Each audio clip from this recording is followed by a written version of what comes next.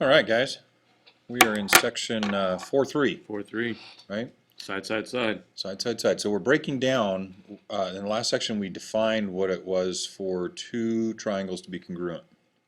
And we said that there had to be the 6 pieces, 3 sides, 3 angles.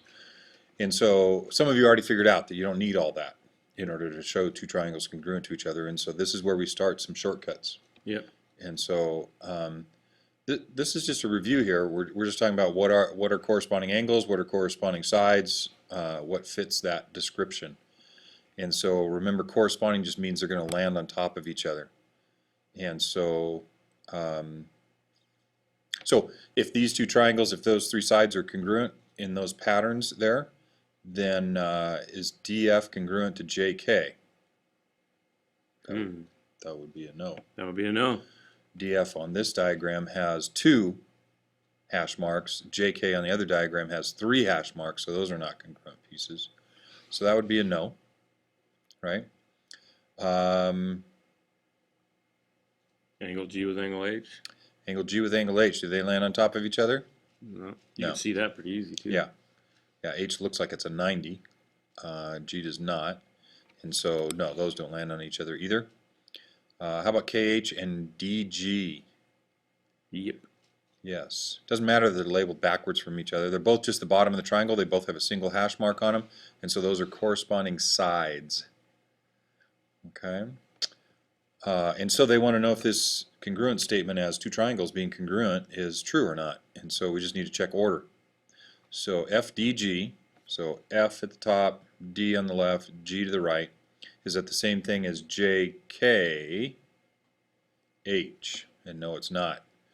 JK goes the opposite direction. It's to the right bottom corner, and H. And so those things don't land on each other. Right? Right. K does not land on D, and H does not land on G. So that is not, that's a false statement there. That is not correct.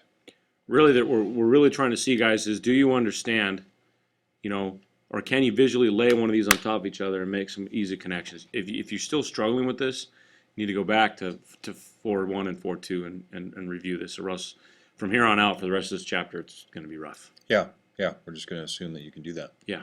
Yeah. All right. So we have our first congruence postulate, and so this is something that we accept true, and it kind of makes sense. I mean, you know, it's called side, side, side, or SSS, and it says that if 3 sides of a triangle are congruent to 3 sides of another triangle, then the 2 triangles are congruent. And so, I mean, really, I mean, if you know 3 sides of 2 different triangles are their corresponding sides are congruent, I mean, it makes sense that the 2 sides would be the same. It's going to force I mean, the the 2 angles triangles to would be the same. congruent. That's right. And we do an activity in class with this. Yeah. We'll do that probably tomorrow after this video. We'll talk about, we'll use straws. Yeah. Remember doing that? Yep. And so we'll use straws in class to show you that this has to work this way. Yep. You can't have 3 specific sides to the triangle and then come up with different angles somehow. They just won't work. And so 3 congruent sides forces the angles to be congruent. I think our little circle was supposed to come in later, but it's already there. Yep. So the yellow and the blue, they are the same. It's based on the corresponding sides. I mean, it's really a simple one to get. So it's just a shortcut. Instead of having all 3 sides, all 3 angles, the 3 sides force the angles to be congruent, and so we have what we call SSS. And we're going to use this over and over and over again in proofs and just diagrams later and so on. And just make sure that you don't get side, side, side confused with an idea of angle, angle, angle. Yeah. Because angle, angle, angle will make triangles similar, but they won't necessarily make them congruent. Right. So you just got to be careful there. Yeah, you can blow up a triangle in size or shrink it down and keep the angles to be the same, but the sides won't be the same. That's right. And so they're not going to be congruent. So, okay. So let's look at an example of doing a proof like that. We're going to have a few in homework like this. Yeah. Out of this section. So let's look at our diagram here. We have what looks like a rectangle, but it's cut into 2 triangles.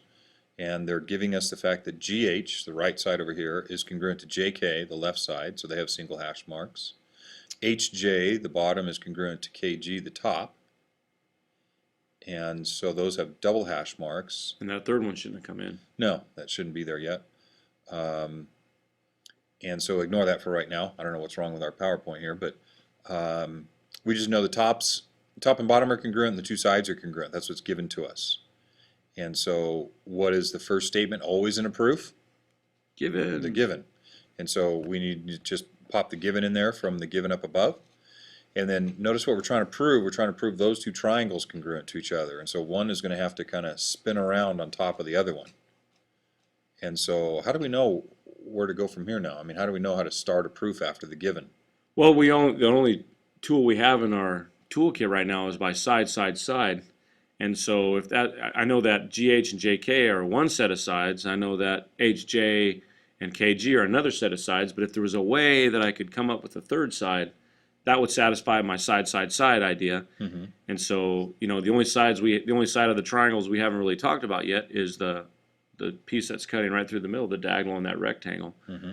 And here's your first chance to see how we're going to use reflexive, guys, in this chapter. And this is a really, really important concept. It's an easy one, and you just got to get used to it because you're going to see it over and over again. You'll do it 100 times before the end of this chapter. Mm-hmm. So I'm going to go ahead and say that I know that JG is congruent to JG because on the top triangle, JKG, okay, JG is being used, and on the bottom triangle, okay, JGH, it's also being used. Yep. And so JG is the same for both triangles, so they're both using it, so that is the reflexive property. And that's why it has those 3 hash marks up there one time.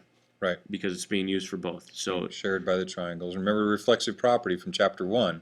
Anything is congruent to itself by the reflexive property. And this is where it comes into play. Yep. So do we have enough to prove the triangle is congruent? We sure do. We know all 3 sides of both triangles are congruent. So therefore, we have side, side, side. Okay. So again, always the last statement in a proof is what they asked us to prove. And once you know that you can get there step by step, then you know you're done with the proof. And so here's one of our shortcuts. Okay, and we're going to do several like this. Yeah. And so you'll catch the pattern of the proof process here. Yeah, I mean, it's just a process of looking at what you can figure out with these proofs, guys, because there's going to be 5 or 6 of those side, side, side type rules that we're going to, or 4 or 5 that we're going to use to really help nail these down. Yeah. So, Okay, so right. we'll practice some more with this in class.